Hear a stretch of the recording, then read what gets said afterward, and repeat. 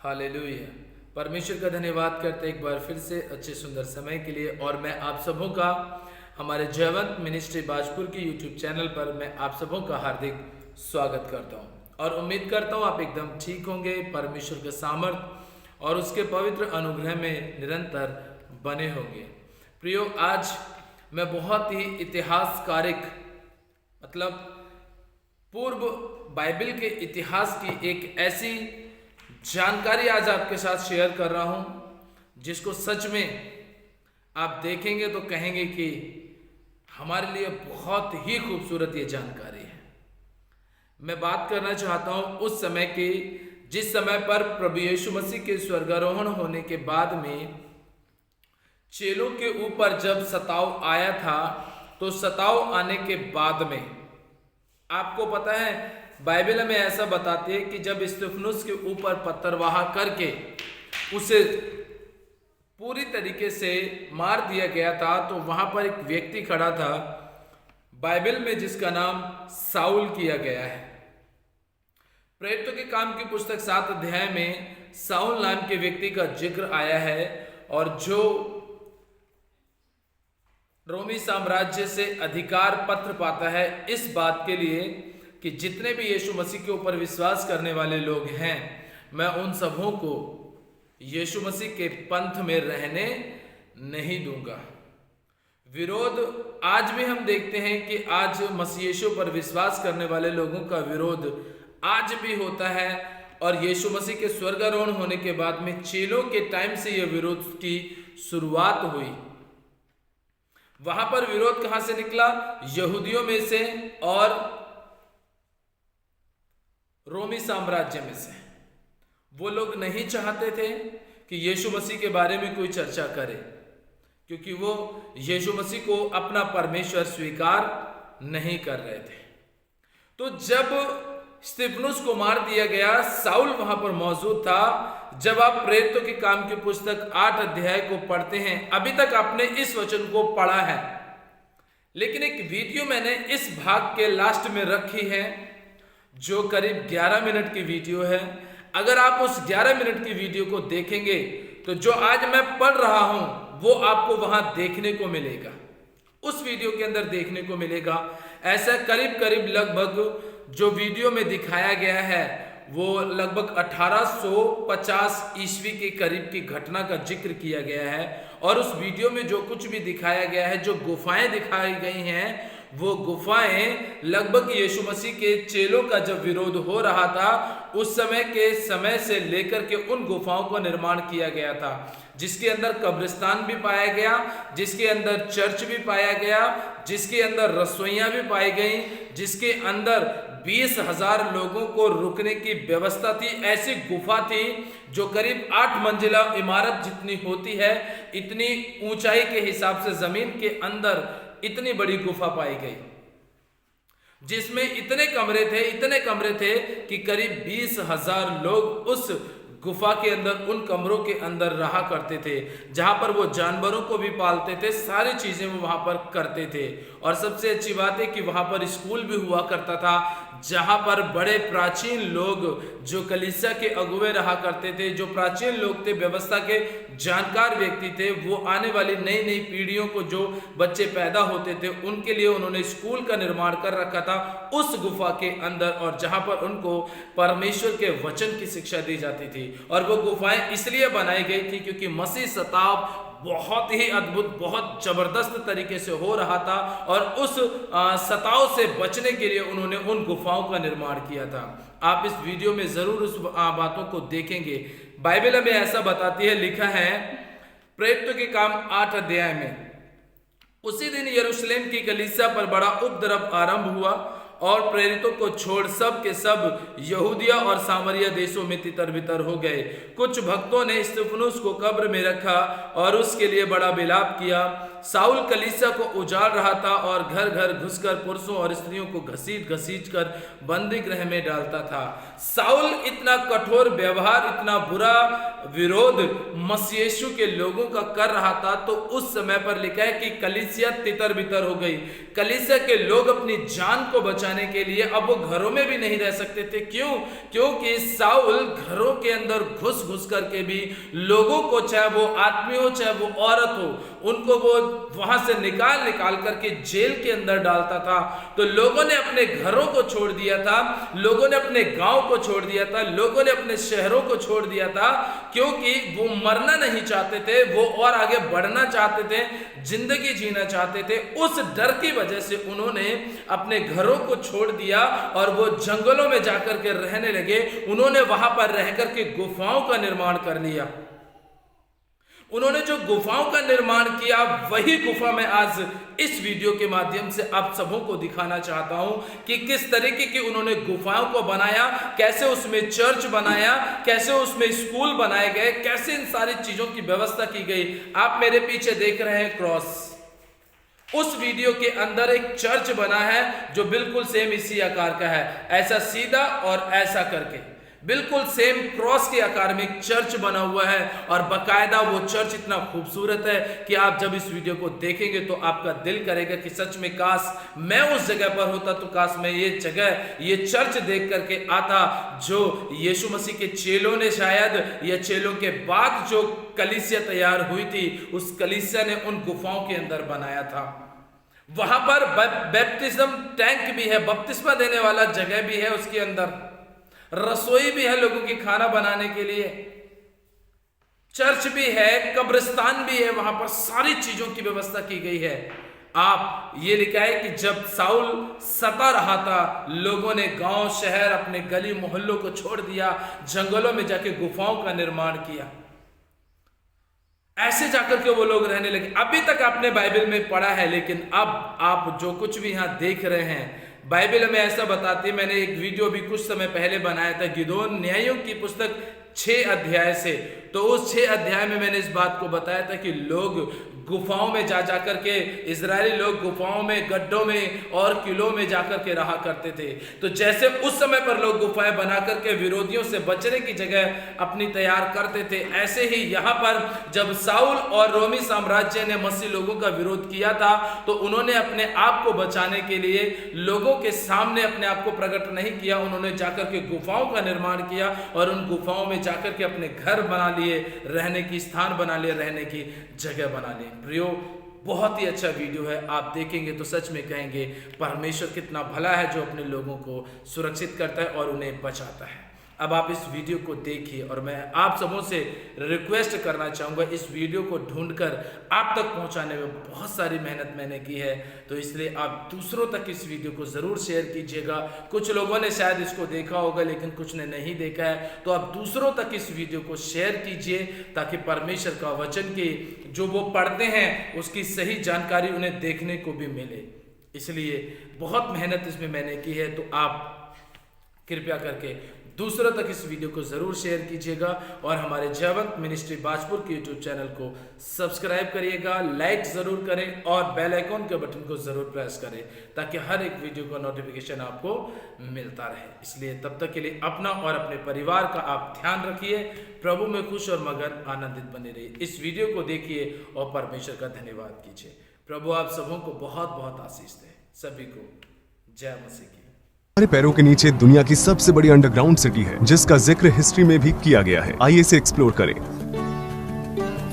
1960 के दशक की शुरुआत में एक आदमी अपने घर को रेनोवेट कर रहा था। जब उसने अपने घर की दीवार को तोड़ा तो उसने देखा कि ये रास्ता एक रहस्यमय कमरे की ओर जाता है और उसके बाद उसने सुरंगें भी देखी। फिर उसने अपने हाथ में टॉर्च पकड़ी और छानबीन करना शुरू किया। छानबीन करने के दौरान उसे समझ आया कि ये सुरंगें और भी आगे जाती हैं। उसे ये नहीं पता था कि ये जगह दुनिया की सबसे बड़ी अंडरग्राउंड सिटी है। यहाँ पे रहने की जगह है, सप्लाई रूम्स हैं, बेशक जानवर भी हैं। इसलिए यहाँ अस्तबल, मिशनरी स्कूल, एक चर्च, व्हाइट हाउस और एक बड़ा सा कब्रिस्तान भी है। तो सवाल ये उठता है कि ये लोग सांस कैसे लेते हैं। यहाँ पर इस तरह की वेंटिलेशन स्पेस है, लेकिन इसे रेस्टोरेशन के दौरान बंद कर दिया गया था। एक शेल्टर इधर, एक उधर। ऐसा कहा जाता है कि इस अंडरग्राउंड सिटी में एक साथ 20,000 लोग रह सकते हैं। और ये किचन एरिया, ये जो आप देख रहे हैं, उसे तंदूरी कहा जाता है, एक पारंपरिक अनातोलियन फ्लोर फर्नेस। वे यहाँ अपनी रोटी चिपकाते थे और अपना मांस पकाते थे। यहाँ पर 2 कड़ाही भी हैं। बेशक यहाँ एक चिमनी है जिसकी मदद से धुआं बाहर निकलता है, वो चिमनी है। आप ऊपर देख रहे हैं, ऊपर आप धुएं के धब्बे देख सकते हैं। लोग रात में खाना बनाया करते थे ताकि उन पर किसी का भी ध्यान न जाए। जाहिर सी बात है कि रात में धुआं दिखाई नहीं देता है। हर एक परिवार के पास अपना खुद का किचन नहीं था, वे सभी इस कॉमन एरिया का इस्तेमाल करते थे। इन हॉलों में जैसा कि आप देख सकते हैं, वे अपना खाना रखते थे, जैसे कि जौ या गेहूं। AD 30 के बाद जब यीशु मसीह ने भविष्यवाणी की थी तो पहले तो ईसाई आसानी से अपने लिए कोई सुरक्षित जगह ढूंढ नहीं पाए, वे खतरे में थे। दूसरी सेंचुरी में ये ईसाई अंतक्य काइसेरिया आए और फिर यहाँ पर आए। बेशक वे अंडरग्राउंड होकर आक्रमणकारियों से छिपना जानते थे। ये मजबूत पत्थर जिन्हें आप देख रहे हैं, वे ज्वालामुखी से बने हुए हैं। अब ये बहुत सख्त हो गए हैं क्योंकि ये जब हवा के कांटेक्ट में आते हैं तो ये सख्त हो जाते हैं। हालांकि अगर आप इस लेयर को खोदेंगे तो आप देखेंगे कि दूसरी, तीसरी या गहरी लेयर्स बहुत सॉफ्ट है। और इन पत्थरों को खोदकर उन्होंने यहाँ एक अंडरग्राउंड सिटी का निर्माण किया। ये 150 या 160 के दशक की बात है। यीशु के जन्म होने के बस कुछ ही समय बाद उनके कुछ दादा दादी ने शायद यीशु मसीह को देखा भी होगा। रोमन साम्राज्य आइडोलेटर्स थे और उस समय वे ईसाइयों को अपने साथ नहीं रखना चाहते थे। उस समय साम्राज्य उनके प्रति बहुत क्रूर था, इसलिए फिर इन ईसाइयों ने अंडरग्राउंड होकर अपने धर्म की रक्षा की। हो सकता है कि अगर ये ईसाई यहाँ नहीं छिपते तो शायद आज ईसाई धर्म नहीं होता। इस रहस्यमयी अंडरग्राउंड सिटी में इंसानों के जीवित रहने के लिए जिस भी चीज की जरूरत थी वो यहाँ पहले से ही मौजूद थी। लेकिन यहाँ गहराई में क्या है?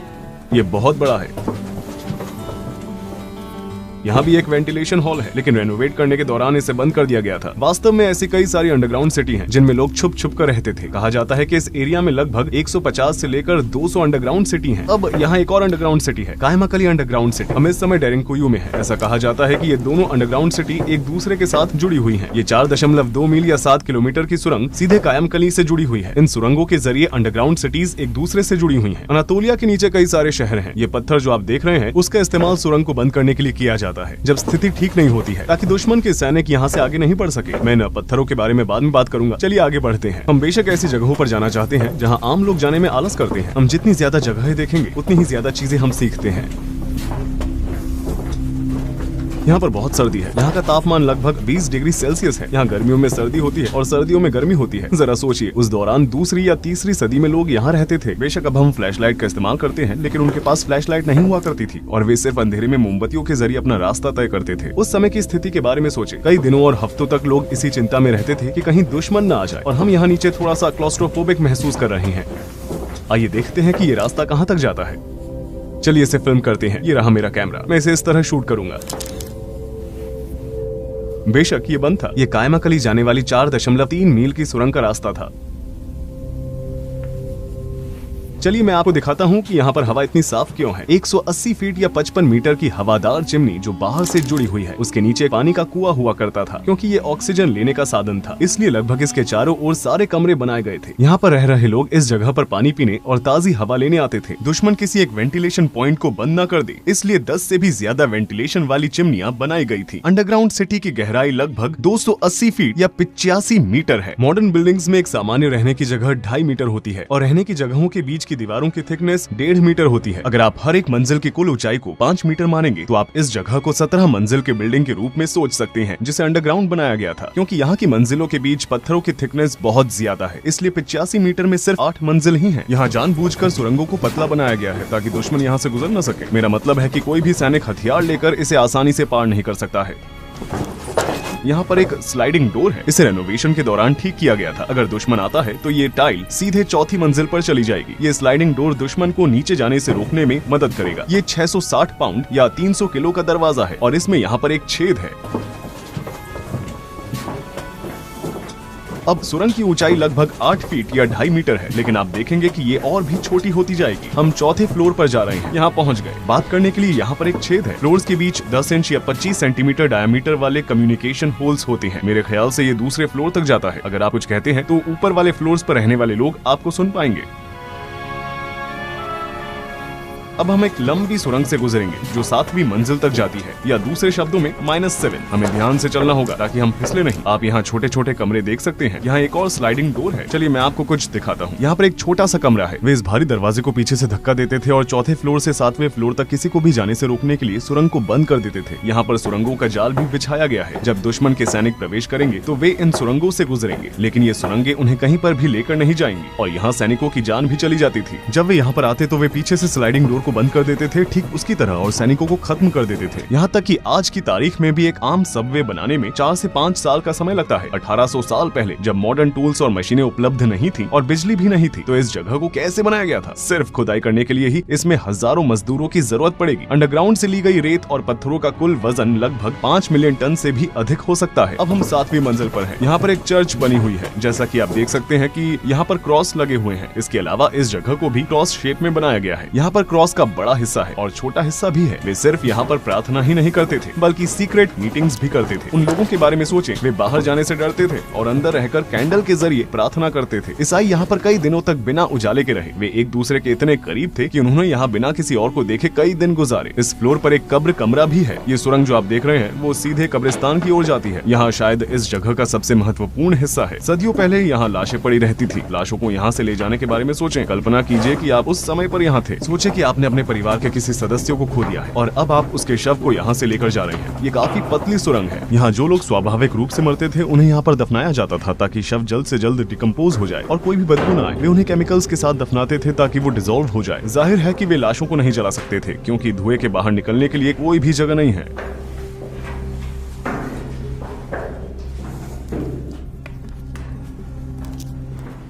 लगता है कि ये रास्ता कहीं जाता है, लेकिन ये कहीं नहीं जाता। ये बंद है। शायद यहाँ पर वो केमिकल्स और टूल्स रखे जाते थे जिसकी मदद से शवों को डिकम्पोज किया जाता था। यहाँ पर एक पानी का कुआं है, लेकिन ये ऐसा कुआं है जो ऊपर से जुड़ा हुआ नहीं है। अगर दुश्मन के सैनिकों को पानी का कुआं मिल जाए तो वे क्या करेंगे? आपने ऊपर बड़ी वेंटिलेशन चिमनी देखी होगी। वे वहाँ से जहर फेंक सकते हैं और सारा पानी बर्बाद कर सकते हैं क्योंकि ये सरफेस कनेक्शन के बिना वाला एक पानी का कुआं था, इसलिए इसमें से पानी पीना सुरक्षित था। अब हम आखिरी सुरंग में हैं जो 8वीं मंजिल तक जाती है। बेशक ये जगह का आखिरी हिस्सा है जो हमारे लिए खुला है। इसमें ऊपर एक वेंटिलेशन चिमनी थी 180 फीट 55 मीटर लंबी। जैसा कि मैंने बताया था इसकी गहराई इतनी है। आप यहाँ पर कचरा भी देख सकते हैं। अब चलिए उन कमरों में चलते हैं जहाँ लोग रहते थे। आप देख सकते हैं कि यहाँ पर कितने सारे कमरे हैं। मेरा बैग सुरंग के ऊपरी हिस्से से टच हो रहा है। मैं इसे यहीं छोड़ दूंगा। हमें यहाँ पर थोड़ी सावधानी बरतनी चाहिए। इस वीडियो में मैं जो आपको जानकारी दे रहा हूँ वो जेनोफोन की एनाबेसिस किताब पर आधारित है। आइए आगे बढ़ते हैं और देखते हैं कि लोग कहाँ रहते थे। जो टूरिस्ट यहाँ पर आते हैं वो आमतौर पर इस जगह पर नहीं आते क्योंकि यहाँ पर चढ़ना थोड़ा मुश्किल है और फर्श फिसलन भरा है। यहाँ पर छोटे छोटे कमरे हैं। यहाँ पर एक परिवार रहा करता था। जरा उनके बारे में सोचें। वे यहाँ पर रहकर बाहर मौजूद दुश्मन से डरते थे। यहाँ पर भी एक परिवार रहता था।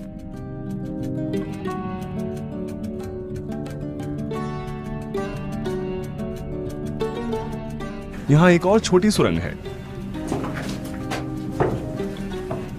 ये कहाँ जाती है?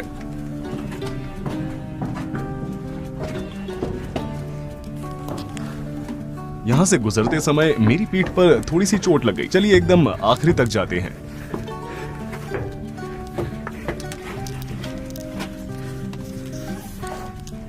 ये बंद है। चलिए नीचे चलते हैं।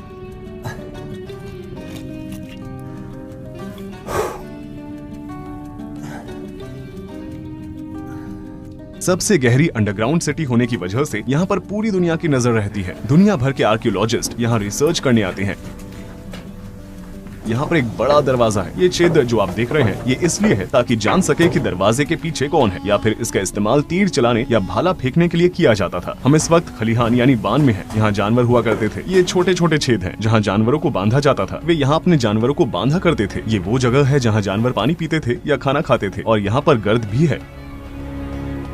जानवरों को पहली मंजिल पर शायद इसलिए रखा जाता था क्योंकि उन्हें निचली मंजिलों तक ले जाना मुश्किल था। आपने सुरंगें देखी हैं? जानवरों का उनमें से गुजरना नामुमकिन था। उनकी बदबू का टॉप फ्लोर से जाना आसान होगा। ये वो जगह है जहाँ लोग शराब बनाया करते थे। वे अंगूरों को यहाँ पर रखते थे। जैसा कि आप देख सकते हैं यहाँ पर ड्रेनिंग होल्स हैं। इसी ड्रेनिंग होल से गुजरकर अंगूर इस जगह पर इकट्ठा होते थे। यहाँ पर शराब की बड़ी बड़ी बोतलों को रखा जाता था। वहाँ भी होल्स हैं। यहाँ पर लोग अंगूरों को स्मैश करते थे। अंगूर के रस को इकट्ठा करने के लिए ये एक और जगह है। इस तरह शराब बनाई जाती थी। अब हम मिशनरी स्कूल की ओर जा रहे हैं। हैं वो हमारा आखिरी स्टॉप होगा, बल्कि वो इस स्ट्रक्चर के सबसे महत्वपूर्ण भागों में से एक है। मिशनरी स्कूल में आपका स्वागत है। ये नहाने की जगह है। ईसाइयों का मानना है कि बच्चे पापी पैदा होते हैं, इसलिए वे उन्हें बैप्टिस्ट पूल में नहलाकर उन्हें साफ करते थे और उसके बाद ही बच्चे असलियत में ईसाई बनते थे। जिन लोगों को ईसाई धर्म में बदला जाता था उन्हें भी यहाँ नहलाया जाता था। ये बहुत ही दिलचस्प जगह है। आप इन आर्चीज के साथ साथ छत की दीवार पर बना हुआ स्ट्रक्चर देख सकते हैं। वे मिलकर एक दीवार बनाते हैं। उस समय में इस तरह का आर्किटेक्चर बनाना बहुत बड़ी बात थी। विद्यार्थी यहाँ बैठा करते थे। शायद ये एक टेबल थी जिसका इस्तेमाल वे पढ़ते समय करते थे। ये वो वाली सीढ़ियाँ चढ़कर पढ़ाते थे। यहाँ वे लेक्चर्स दिया करते थे। इस मिशनरी स्कूल में पढ़े लिखे लोग बाहरी दुनिया में ईसाई धर्म फैलाने की कोशिश कर रहे थे। यहाँ स्टडी रूम्स भी हैं। छात्र शायद यहाँ पर अपनी क्लासेस किया करते थे। अब जिन स्थानों को देख रहे हैं वहाँ पर जाने के लिए स्पेशल परमिट लेना पड़ता है। केवल 10% ही जा सकते हैं। कुछ अन्य भागों में रिसर्च जारी है और प्रवेश की अनुमति नहीं है।